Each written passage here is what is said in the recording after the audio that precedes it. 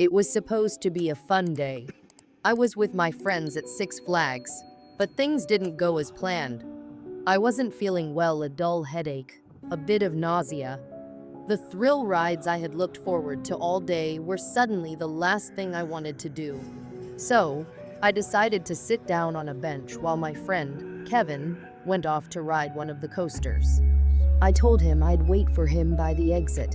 I figured I'd feel better after resting for a bit, and we'd meet up soon. That's when she appeared. Out of nowhere, a woman sat down beside me.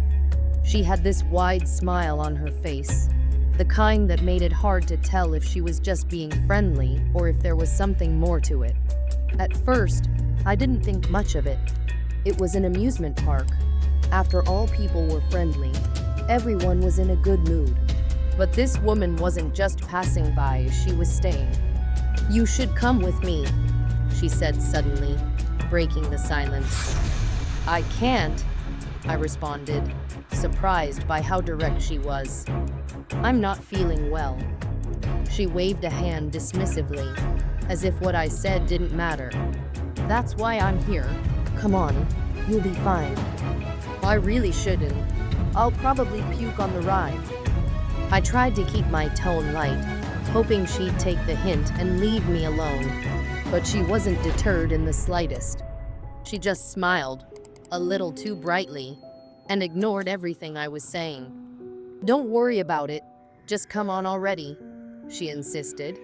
Her voice had this strange, playful lilt to it, like we were old friends, and this was some inside joke I wasn't in on. I glanced around, looking for Kevin.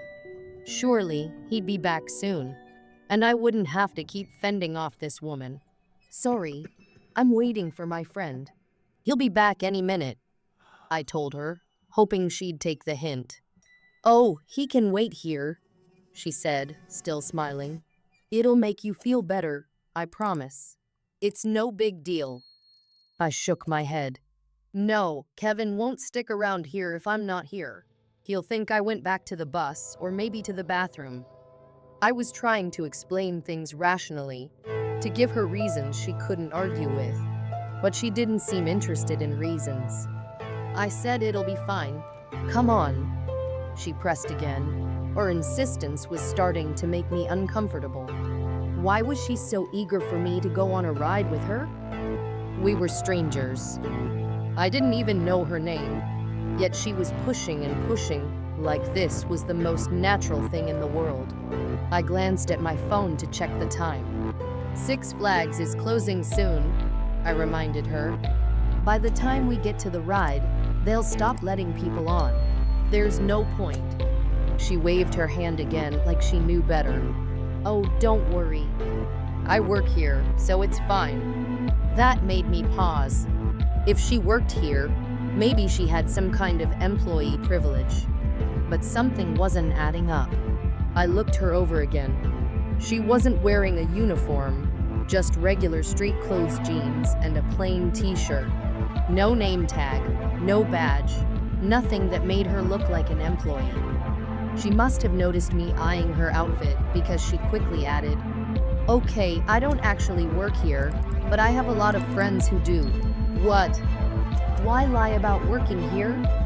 And what did having friends who worked at Six Flags have to do with anything?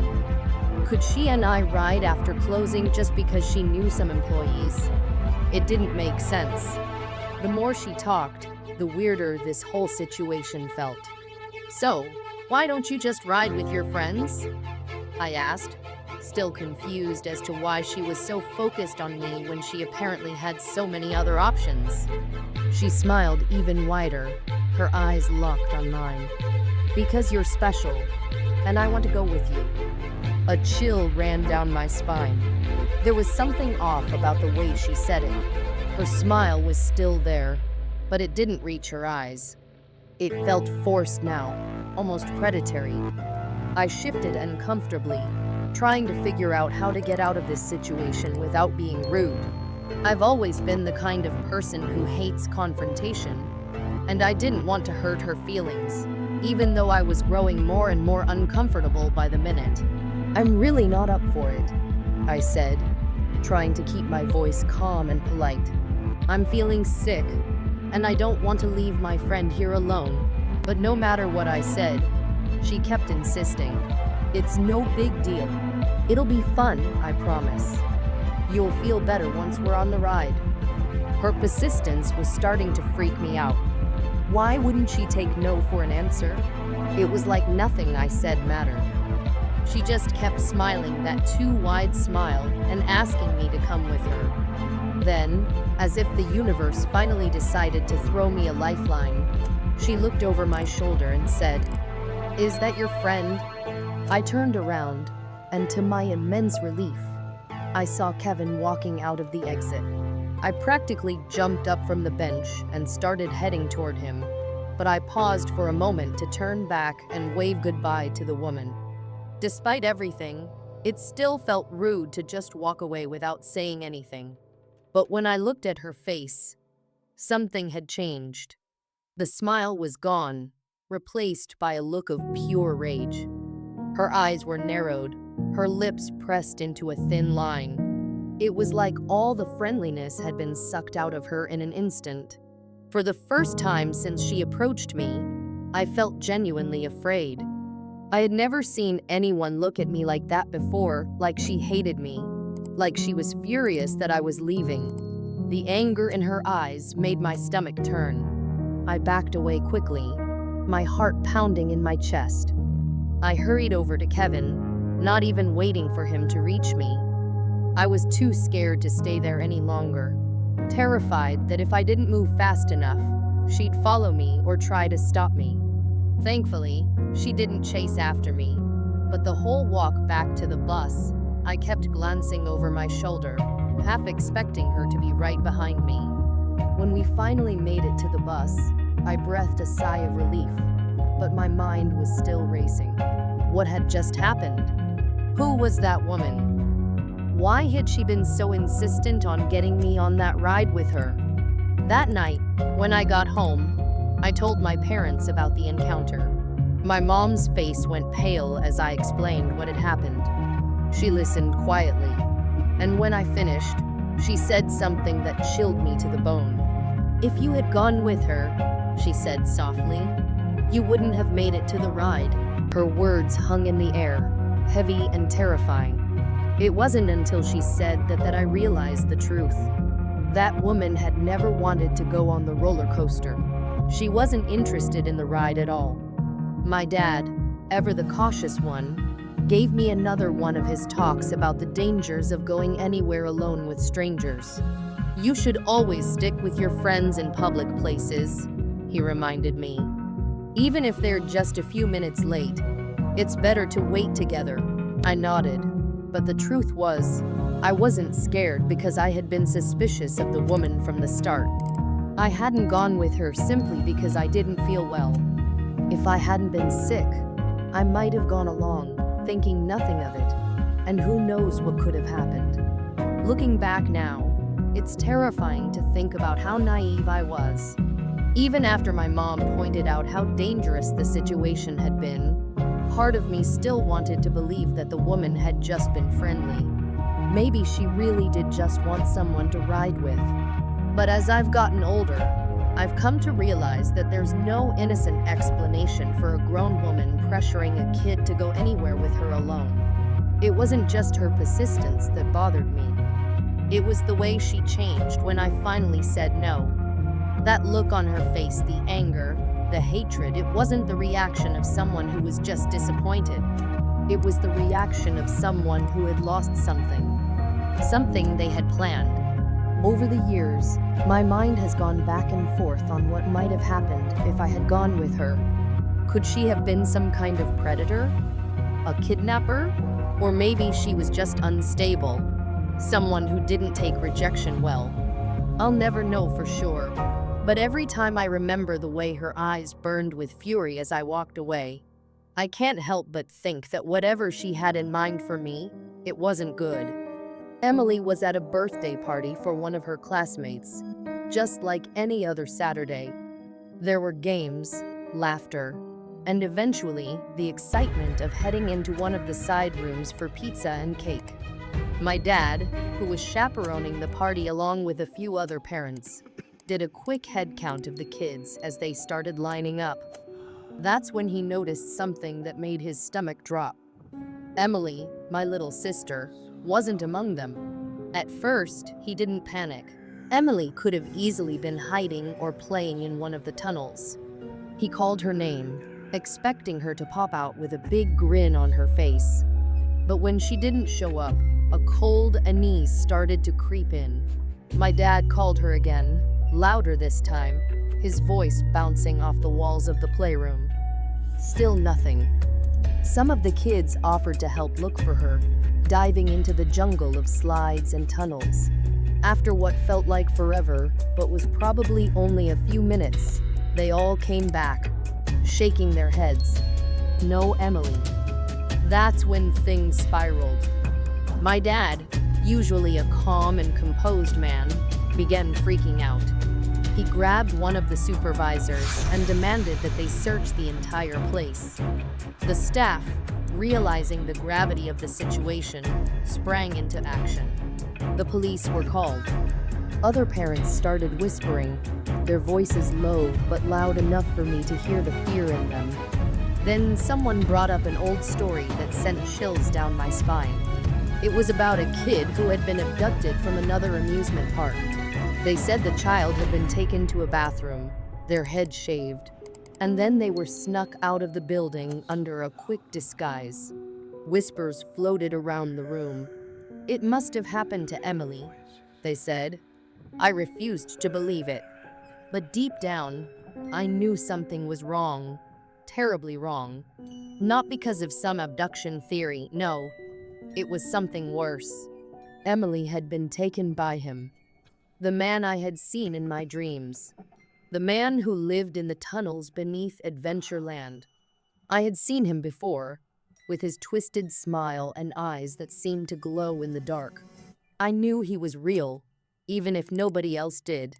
While the adults scrambled and the police began their search, I couldn't shake the feeling that no one would find her. I knew where she was. I knew who had her. But who would listen to a scared kid rambling about nightmares? The search dragged on for hours. The police combed through every inch of Adventureland, but Emily was nowhere to be found. It was like she had vanished into thin air. Eventually, after hours of fruitless searching, Adventureland was forced to close.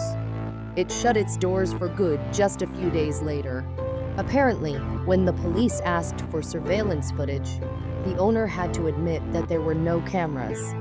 None at all.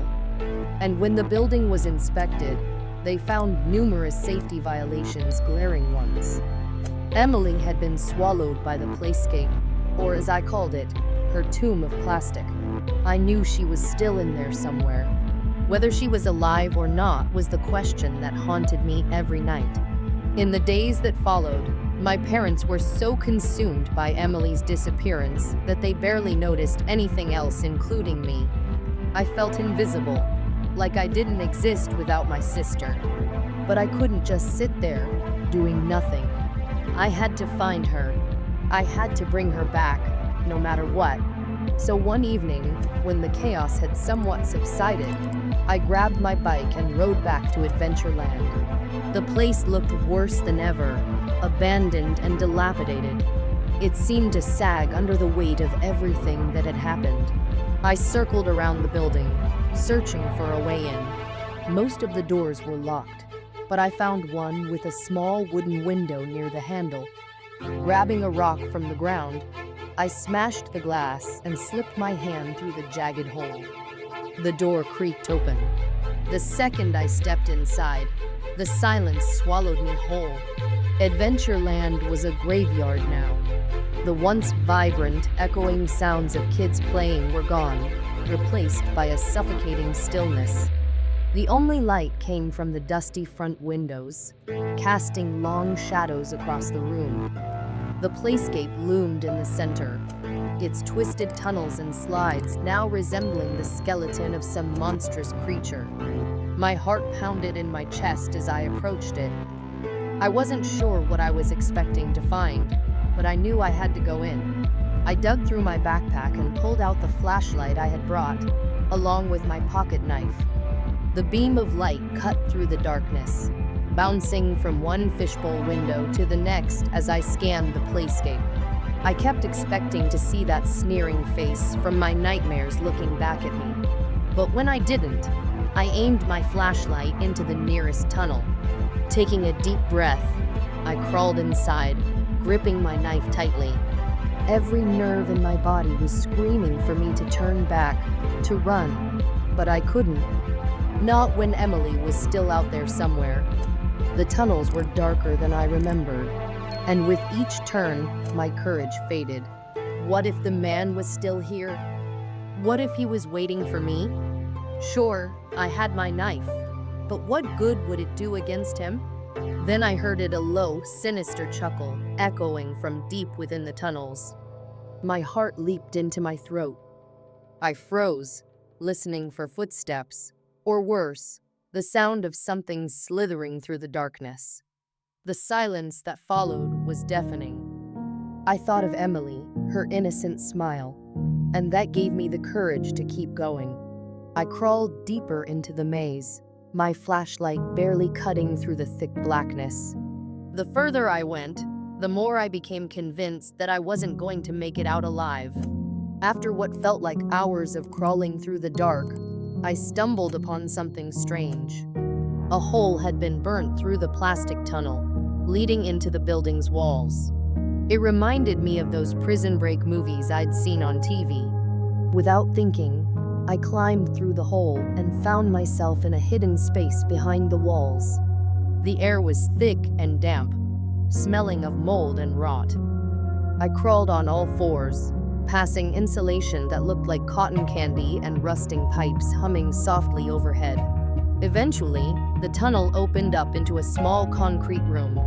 It looked like someone had been living there, a dirty mattress in the corner, empty beer cans, scattered clothes, and newspapers strewn across the floor. My hands trembled as I picked up one of the envelopes lying on the floor. It was addressed to someone named Mr. Robert Gray. No address, no return sender. My stomach twisted. Could that be his name? The man from my nightmares? I carefully opened the envelope. Inside was a single sheet of paper, stained with what looked like blood. The message was simple, but it made my blood run cold. See? Nothing to be afraid of. I had to get out of there. As I scrambled back through the tunnels, I heard something behind me. It was faint at first, like the sound of something dragging across the floor. But when I looked back, I saw them, two glowing orange eyes, just like in my dreams, gaining on me. I didn't have time to think. I launched myself down the 4-story tunnel slide, praying that it would take me somewhere safe. I hit the ground hard, but immediately sprang to my feet, sprinting for the exit. Whatever had been chasing me was gone, but I wasn't about to stick around to find out why. I jumped on my bike and pedaled as fast as I could, glancing over my shoulder the whole way home. I expected to see those orange eyes following me, but they never did. When I got home, my parents were still too distracted by Emily's disappearance to notice that I had been gone. They had no idea that they had almost lost another child that day. I never told anyone what happened at Adventureland. Who would believe a kid's story about monsters in the tunnels? Over the years, I kept track of what became of the old building. It turned into a hibachi restaurant at one point, but the chef poisoned the food, killing 8 people. Later, it became a church, but a fire broke out and 14 people died. Now it's a daycare center. No incidents have happened yet, but I know it's only a matter of time. There's always something to be afraid of.